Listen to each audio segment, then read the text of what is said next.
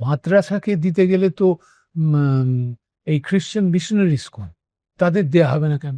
এত বড় করের বোঝা, সেখানে এই ডিএ রাইস, তৃণমূল সরকারের শেষ বাজেট, প্রথম বাজেট কোনোগুলোই মনে রাখার মতো নেই কিছু। This is a give away budget, you can say, there budget. ঠিক মোড় ঘোরানোর বাজেট বলা যাবে না। এটাকে আমার কাছে মনে হয়েছে this is a holding operation. সেখানে একটা কিছু বিরাট করা সম্ভব নয়। This is a give away budget, you can say, there budget. অর্থমন্ত্রী কিংবা মুখ্যমন্ত্রী মানে ফাদার ক্রিসমাসের মতো তিনি দিচ্ছেন এবার। এর পরের বার আমরা এক্সপেক্ট করব যে মেজর কিছু স্টেপস নেওয়া হবে, লং টার্ম স্টেপস ফর এই অর্থনীতিটাকে রিস্ট্রাকচার করা। This is not a leap of faith বাজেট। এন্টায়ার অ্যাপ্রোচটাই ভুল যে মাইনরিটিসদের সেপারেটলি করা হবে না, কোনো গ্রুপকেই সেপারেটলি করা হবে না। সেটা মাইনরিটি, মেজরিটি, এক্সক্লুসিভ কোনো, তার কি দরকার? মানে সকলকেই মেন স্ট্রিমিং করা দরকার। মাদ্রাসাকে দিতে গেলে তো এই খ্রিশ্চান মিশনারি স্কুল তাদের দেয়া হবে না কেন?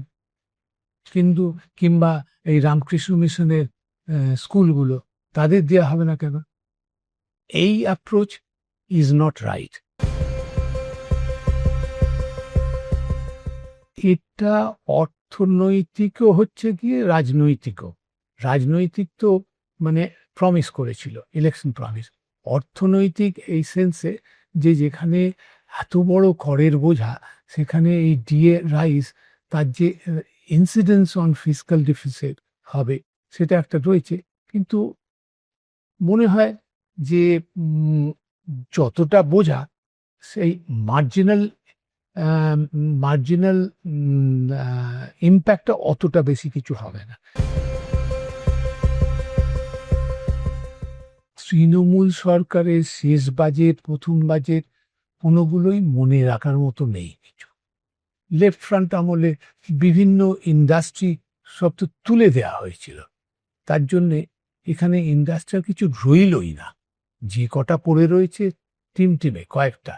তো সেই গভর্নমেন্ট এই বাজেটে এমন কিছু করেনি যে সেই ধরনের বলতে পারবে না যে ইন্ডাস্ট্রিয়ালাইজেশনের জন্য আমি এই করছি তাই করছি। বাট ইনফ্রাস্ট্রাকচারে কিছু ইনভেস্টমেন্টের কথা বলা হয়েছে, এই ধরনের কিছু কিছু স্টেপস নেওয়া হয়েছে, উইচ ইজ গুড। বাট সেই ধরনের বিরাট একটা অপটিমিস্টিক মেজর স্টেপস তেমন আসেনি। I am sure that will come in due course. Revenue generation can come only through growth.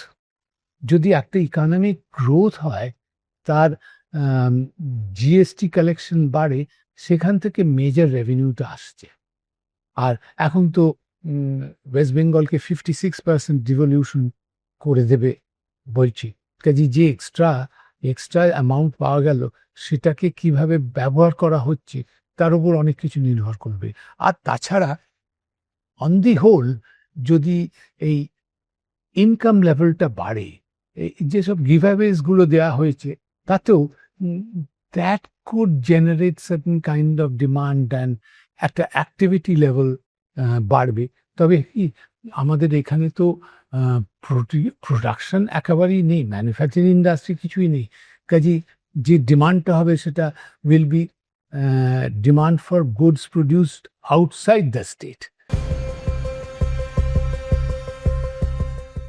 Budget ফলপ্রসূ হয় অনেক কিছুর ওপর।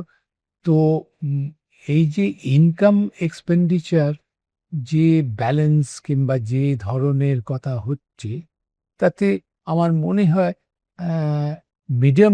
শর্ট টার্ম মিডিয়াম টার্মে this budget will bring about some changes or level of activity, এবং তার একটা positive impact নিশ্চয়ই থাকবে।